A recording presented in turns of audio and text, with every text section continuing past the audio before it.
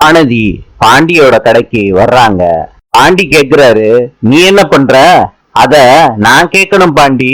தூரத்துல இருந்து பாக்குறப்ப கடை திறந்து இருந்துச்சு, வந்து பார்த்தா நீ இங்க இருக்க, அதனாலதான் பார்க்க வந்தேன். பாண்டி சொல்றாரு, இப்பதானே கல்யாணத்துல பார்த்தோம்.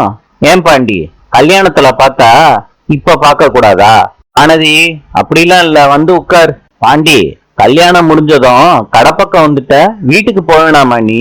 வானதி, வீட்டுக்கு போயிட்டு தான் வந்தேன். ஃப்ரெண்டோட பைக்கு சரி பண்ணணும்னு சொன்னான், அதான் சரி பண்ணிக்கிட்டு இருக்கேன். பாண்டி, சோழன் ப்ரோவும் நிலாக்காவும் மறுபடியும் கல்யாணம் பண்ணிப்பாங்கன்னு நான் நினைக்கவே இல்லை.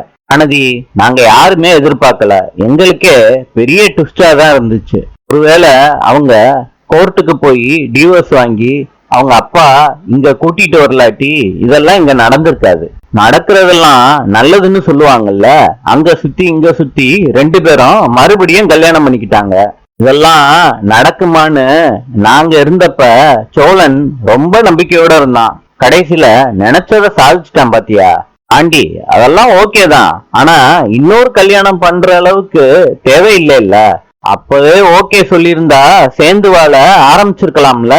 இதுக்காண்டிலாம் 1 வருஷம் கழிச்சு கல்யாணம் பண்றதெல்லாம் ரொம்ப காமெடியா இருந்துச்சு. வானதி, அவங்க அப்பா கல்யாணத்தை பார்க்கல, நாங்களும் சோழன் கல்யாணத்தை பார்க்கல. இப்ப நம்ம எல்லாருமே அவங்க கல்யாணத்தை பார்த்துட்டோம். அது ஒரு மாதிரி ஜாலியா தானே இருந்துச்சு? ஆமா பாண்டி, ஜாலியா தான் இருந்துச்சு. ஆனா நீங்க கல்யாணத்தை பண்ணலாட்டியும் ரிசப்ஷனை பண்ணுனீங்கல்ல.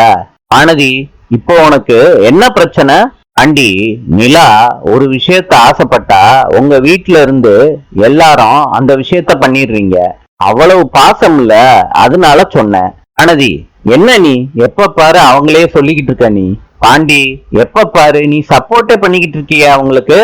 வானதி, அவங்க வந்ததுக்கு அப்புறம் தான் எங்களுக்கே மரியாதை கிடைச்சிச்சு. அவங்க இடத்துல யார் இருந்தாலும் இது நடந்திருக்காது. ஒருவேளை நீயே வந்திருந்தாலும் இவ்வளவு அட்ஜஸ்ட் பண்ணிட்டுலாம் வீட்டுல இருந்திருக்க மாட்ட. ஆனா அவங்க அப்படி இல்ல வானதி, ஊருக்காரங்க சொல்றதெல்லாம் தப்புன்னு நிரூபிக்கவே அப்படி இருந்தாங்க. என்ன பாண்டி, அவங்க எப்பயும் சண்டை போட்டுட்டு சிடு சிடுன்னு தான் இருக்காங்க.